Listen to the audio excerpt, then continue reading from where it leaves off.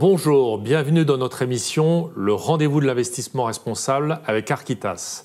J'ai le plaisir d'accueillir aujourd'hui Nicolas Deschamps. Bonjour. Bonjour Laurent.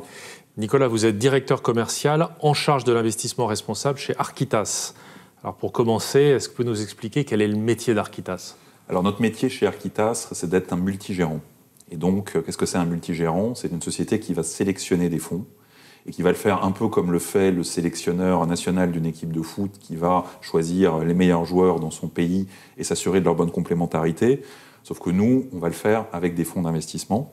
Et c'est un métier qui n'est pas simple, puisqu'en fait, il y a plus de 120 000 fonds investissables aujourd'hui disponibles. Ce qui veut dire que c'est absolument mission impossible pour un client particulier de le faire. Et c'est pour ça qu'on a besoin d'une équipe comme Architas, qui a plus d'une vingtaine de gérants et d'analystes dans le monde entier pour pouvoir faire cette sélection. Chez Architas, vous sondez régulièrement vos clients, leurs attentes. Je sais que récemment, vous leur avez demandé un petit peu ce qu'ils attendaient en matière d'investissement responsable. Est-ce que vous pouvez nous dire ce qui ressort de cette étude ? Alors tout à fait, on a interrogé plus de 11 000 clients au niveau global dans 13 pays pour évaluer leurs attentes en termes d'investissement responsable. Et en fait, il y a trois grands apprentissages de cette étude.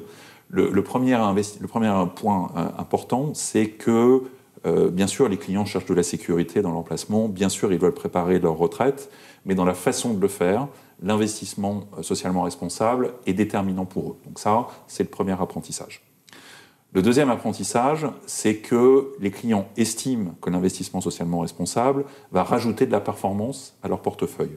Et ça, c'est nouveau, puisque par le passé, les clients estimaient qu'il y avait un paradoxe et que l'investissement socialement responsable se faisait aux dépens de la performance.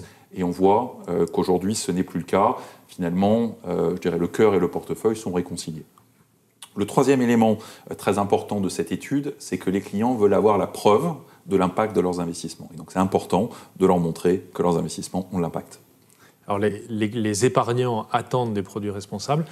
Est-ce que quand on fait une sélection de produits, c'est simple d'intégrer des paramètres extra-financiers ? Alors ce n'est pas nécessairement simple, mais pour autant c'est indispensable. Donc nous, quand on va sélectionner un fonds, on va regarder 4 dimensions. Donc la première dimension, ça va être la qualité de l'équipe d'investissement. La deuxième dimension, ça va être la qualité du process d'investissement, est-ce qu'il est rigoureux ou pas. La troisième, ça va être les performances d'investissement, est-ce qu'elles sont stables à travers le temps. Et le quatrième, absolument déterminant, ça va être la qualité de l'investissement responsable dans la société qu'on va choisir pour investir.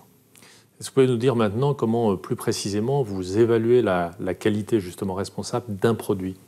Alors, on va regarder en fait 3 dimensions quand on va sélectionner une société et un fonds d'investissement. La première dimension, c'est qu'on va regarder dans la société de gestion, est-ce que ce sujet est important ?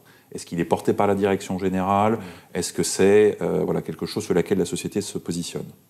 Le deuxième élément qu'on va regarder, c'est dans le processus d'investissement de cette société, comment les critères d'investissement socialement responsable sont pris en compte dans la sélection des titres, dans la construction des portefeuilles, dans, le calcul de risque du portefeuille.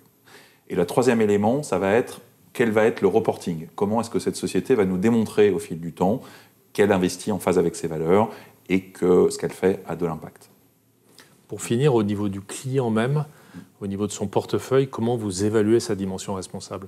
Alors pour le client, on l'a vu, c'est très important d'évaluer leur impact. Et donc nous, ce qu'on a fait, c'est qu'on a développé un reporting très précis, trimestriel, où on va pouvoir indiquer à nos clients la qualité de leur investissement. Et on va utiliser un système de Nutri-Score, comme vous allez utiliser quand vous allez acheter une machine à laver ou un paquet de biscuits à la supérette, pour pouvoir leur donner en permanence l'impact de leur portefeuille et la qualité en termes de ESG de leur portefeuille. Et ce Nutri-Score, alors c'est quoi ? Une note de 1 à 5 ou de... Alors ça va être une note entre A et D. Ouais. A, vous êtes très bien, D, vous êtes très mauvais. Et évidemment, on vise le top, donc d'être le plus près de A possible. Nicolas Deschamps, merci beaucoup. Merci Laurent. Et à très bientôt pour une prochaine émission, le rendez-vous de l'investissement responsable avec Architas.